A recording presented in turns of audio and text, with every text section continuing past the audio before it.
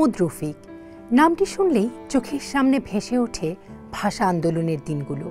১৯৫২ সালে পাকিস্তান সরকার যখন বাঙালির মুখের ভাষা, মায়ের ভাষা কেড়ে নিতে চেয়েছিল, কেবল উর্দুকে রাষ্ট্রভাষা হিসেবে চাপিয়ে দেওয়ার চেষ্টা করেছিল, তখন যেসব মানুষ রাস্তায় নেমে এসেছিলেন, আহমদ রফিক ছিলেন তাদেরই একজন।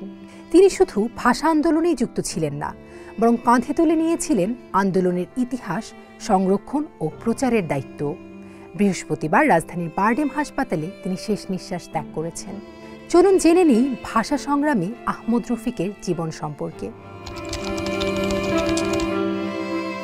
১৯২৯ সালের ১২ই সেপ্টেম্বর ব্রাহ্মণবাড়িয়ার শাহবাজপুরে পিতা আব্দুল হামিদ এবং মাতা রহিমা খাতুনের ঘরে জন্মেছিলেন আহমদ রফিক।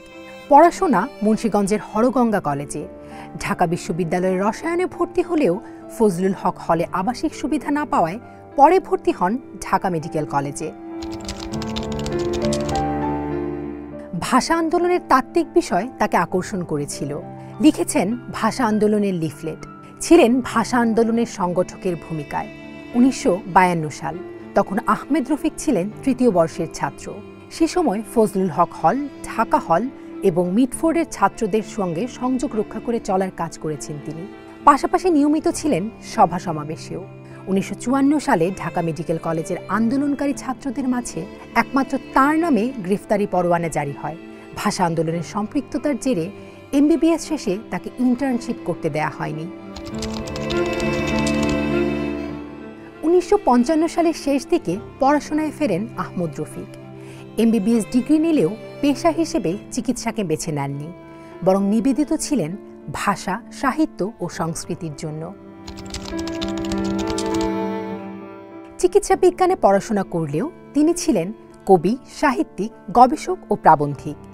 ভাষা আন্দোলন নিয়ে তার গ্রন্থগুলোর মধ্যে অন্যতম হল ভাষা আন্দোলন, ইতিহাস ও তাৎপর্য, ২১-এর মুহূর্তগুলো, ভাষা আন্দোলনের স্মৃতি ও কিছু জিজ্ঞাসা, ভাষা আন্দোলন, ভাষা আন্দোলনের কথা এবং ভাষা আন্দোলন টেকনাফ থেকে তেঁতুলিয়া।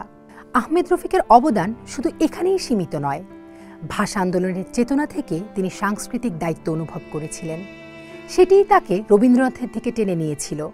দীর্ঘ জীবনে তিনি রবীন্দ্রনাথকে নিয়ে যে গভীর গবেষণা করেছেন, তা বাংলা সাহিত্যের ভাণ্ডারে মূল্যবান সংযোজন।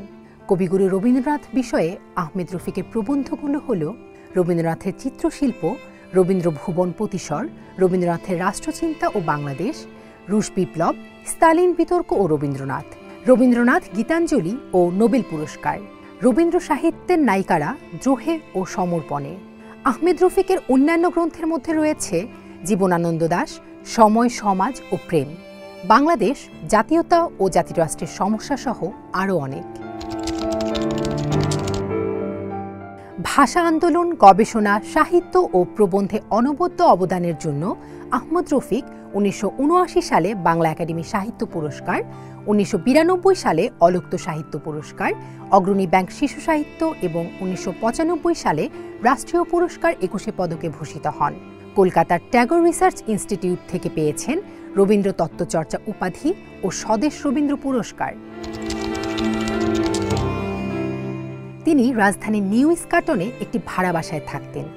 স্ত্রী ডাক্তার এস.কে. রুহুল হাসিন মারা যান ২০০৬ সালে। তারা নিঃসন্তান ছিলেন।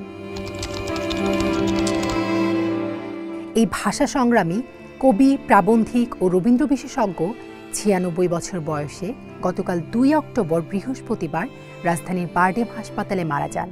আহমদ রফিকের মৃত্যুতে রাষ্ট্রপতি, রাজনৈতিক ও সাংস্কৃতিক সংগঠন শোক জানিয়েছে। শনিবার সকাল ১১টায় সর্বস্তরের শ্রদ্ধা নিবেদনের জন্য আহমদ রফিকের মরদেহ কেন্দ্রীয় শহীদ মিনারে নেওয়া হবে। আহমদ রফিকের ইচ্ছে অনুযায়ী চিকিৎসা শাস্ত্রের গবেষণায় তার মরদেহ বারডেম হাসপাতালকে দেয়া হবে। আহমদ রফিক চলে গেছেন, কিন্তু তার আদর্শ, লেখা ও সংগ্রাম পথ দেখাবে নতুন প্রজন্মকে।